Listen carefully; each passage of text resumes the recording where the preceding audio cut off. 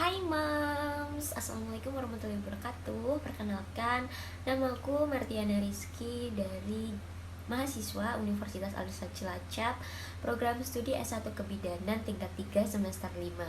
Nah, Mams, jadi di sini saya akan memberikan pendidikan kesehatan untuk bayi baru lahir, tentunya di bagian yang sensitif itu di tali pusat. Jadi untuk kali ini saya Tiana mohon izin ya Mams untuk memberikan sedikit informasi mengenai bagaimana perawatan tali pusat.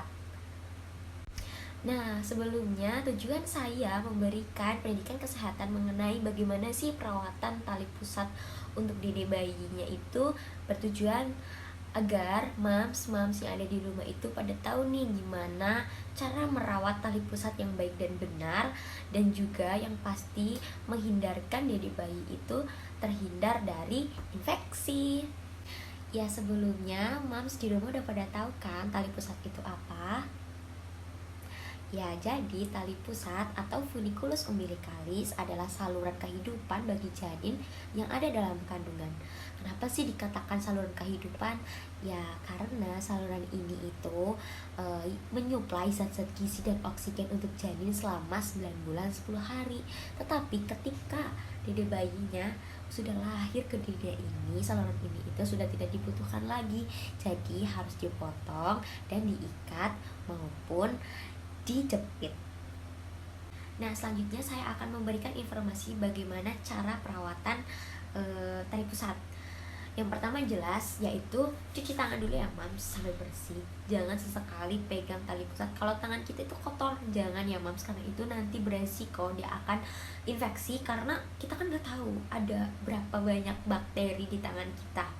Kemudian cara yang kedua adalah mengambil kapas-kapasnya yang bersih ya Mam. Terus ambil alkohol. Nah, kapas ini dituang alkohol. Nah, kalau udah, ini alkoholnya 70% ya Mams. Nah, kalau udah, ini untuk membersihkan sisa tali pusat sampai ke pangkal yang menempel di perut. Nah, perlu diingat juga nih Mams, melakukan perawatan tali pusat itu harus dilakukan dengan hati-hati, apalagi ketika tali pusatnya itu masih merah. Dan untuk cara yang kedua, bisa menggunakan jepitan khusus dari plastik. Itu digunakan untuk memegang ujung tali pusat supaya ketika kita membersihkan dan juga melilitkan kasanya itu bisa lebih mudah.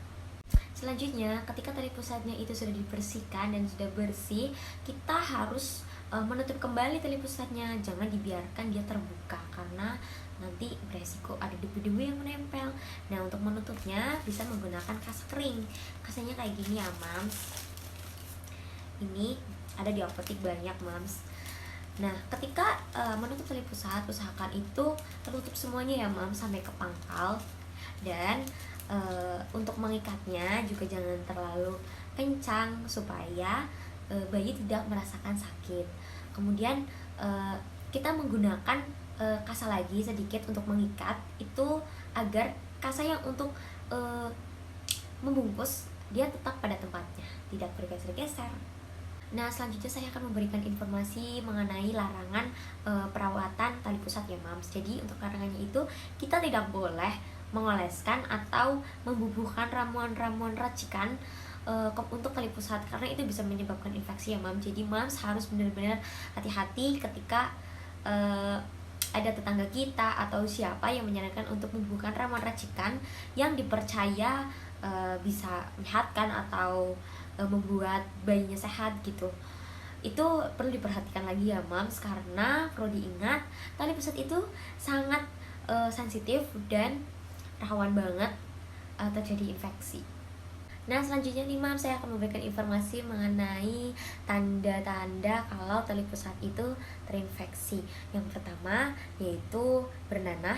Biasanya kondisi ini itu disebabkan karena ketika kita membersihkan itu belum benar-benar bersih dan juga kurang kering ya Mams. Jadi perlu diperhatikan banget kalau misalkan kita sedang membersihkan tali pusat dan ketika kita akan menutup kembali tali pusat dengan kasa, kita harus pastikan dulu kalau tali pusatnya itu sudah kering.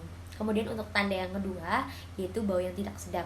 Ini menandakan bahwa tali pusat itu terinfeksi dan tali pusatnya biasanya akan bernanah dan juga berlendir.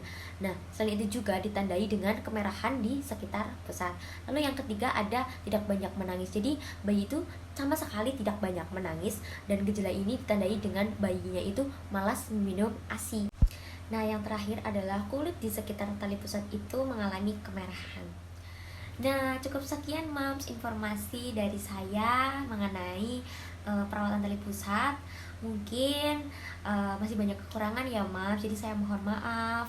Nah, kalau misalkan Mams di rumah ada yang ingin ditanyakan, bisa langsung ditanyakan melewati kolom komentar, dan insya Allah kalau saya bisa menjawab, saya akan jawab. Cukup sekian ya Mams dari saya. Terima kasih. Assalamualaikum warahmatullahi wabarakatuh. Sampai jumpa.